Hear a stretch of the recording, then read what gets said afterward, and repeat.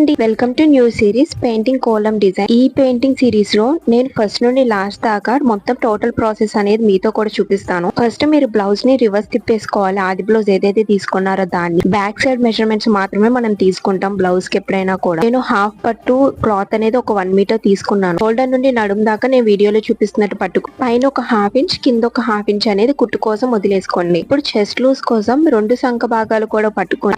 ఇటు సైడ్ రెండు కూడా ఖర్చు దగ్గర ఒక మార్కింగ్, అలాగే మీది ఎగ్జాక్ట్ మెజర్మెంట్ ఎక్కడైతే ఉంటుందో స్టిచ్చింగ్ అక్కడ ఒక మార్కింగ్ పెట్టుకోండి. ఇప్పుడు మనం ఏదైతే స్టిచ్చింగ్ మార్కింగ్ పెట్టుకున్నామో అక్కడ దాకా పెయింటింగ్ ఆర్ మగ్గం వర్క్ అనేది వచ్చిద్దని గుర్తు అన్నమాట. మీరు నడుము దగ్గర కూడా వర్క్ చేయాలనుకుంటే నడుము దగ్గర కూడా మీ ఎగ్జాక్ట్ మెజర్మెంట్ అనేది పెట్టుకో. ఇప్పుడు దీన్నంతా ఒక బాక్స్ లాగా డ్రా చేసుకుని నేను వీడియోలో చూపిస్తున్నట్టు మీరు పైన ఏదైతే షోల్డర్ మొత్తం వస్తుందో మిడ్ పాయింట్ అనేది మార్కింగ్ చేసుకోవాలి. అంటే మీకు వచ్చిన దాన్ని హాఫ్ కి ఫోల్డ్ చేస్తే ఒక మార్కింగ్ అనేది వచ్చింది. నాకు 13.5 వచ్చింది. మీకు మీరు పెట్టుకున్న ఖర్చులను బట్టి ఎంతైనా రావచ్చు. సో ఈ 13.5 కి 2 సైడ్స్ కూడా మీరు ఎంతైతే షోల్డర్ అండ్ నెక్ కావాలనుకుంటున్నారో అవి మార్కింగ్స్ పెట్టుకోవాలి. నేనైతే రెండు పక్కల కూడా ఒక మార్కింగ్ 3 కి ఒక మార్కింగ్ పెట్టుకున్నాను. బోట్ నెక్ డిజైన్ పెడుతున్నాను అనమాట. ఇప్పుడు ఆర్మ్ హోల్ మార్కింగ్ అనేది పెట్టుకోవాల్సి ఉంటుంది. మీ ఆది బ్లౌజ్ ఏదైతే ఉందో దాన్ని ఎగ్జాక్ట్ గా డ్రా చేసుకున్నా సరిపోతుంది. నేనైతే 6 కి డ్రా చేసుకున్నాను అనమాట. దీన్ని ఒక బాక్స్ లో డ్రా చేసుకుని 1.5 ఇంచు లోతు తీసుకొని దీనితో కర్వ్ అనేది డ్రా చేసుకున్నాను. నెక్స్ట్ వీడియోలో పెయింటింగ్ ఎలా చేసుకోవాలో చూపిస్తాను. మిస్ అవ్వకుండా సబ్స్క్రైబ్ చేసుకోండి. నేను ఫస్ట్ టైం వీడియోలో కొంచెం స్లోగా మాట్లాడాను. మీరు ఇది ప్రిఫర్ చేస్తారో లేకపోతే అంతకు ముందు వీడియోస్ లో వాయిస్ ఓవర్ కావాలనుకుంటారో కూడా నాకు కింద కామెంట్ చేయండి. నచ్చితే లైక్ చేయండి. థ్యాంక్స్.